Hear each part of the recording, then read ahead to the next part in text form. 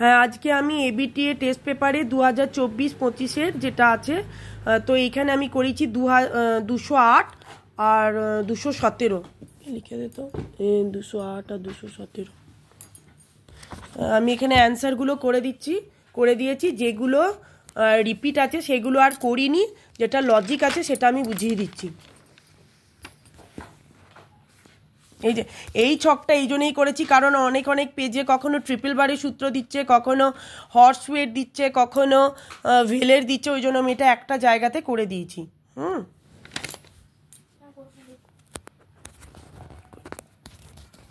পিছনে লিখে দে।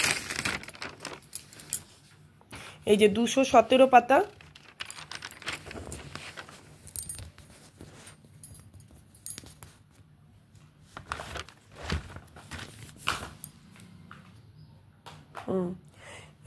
এই অঙ্কটাও করে দিয়েছি।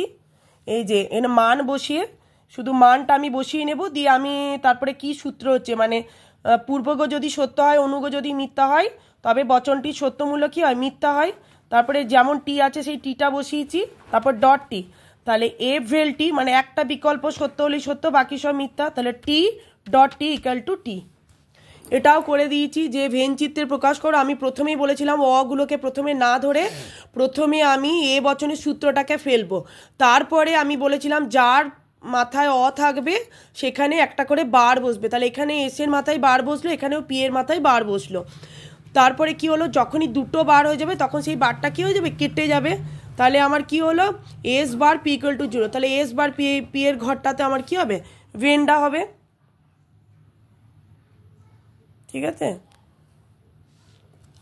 আর একবার পাঠিয়ে দিচ্ছি ছবিগুলো, তুই আর একবার এখানে দেখে এটা বুঝে নিবি, বুঝতে পারলি?